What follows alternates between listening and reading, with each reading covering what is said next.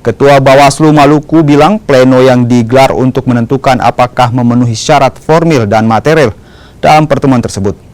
Hasilnya, pertemuan itu memenuhi syarat formil dan material dalam dugaan pelanggaran tersebut.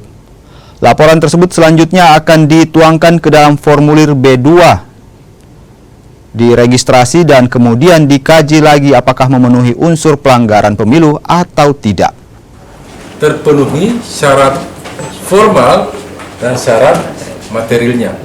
Dan dari hasil pengkajian, hasil rapat tadi, kami menyimpulkan bahwa telah terpenuhi syarat formal dan syarat materialnya, sehingga selanjutnya laporan ini dilanjutkan untuk diregistrasi.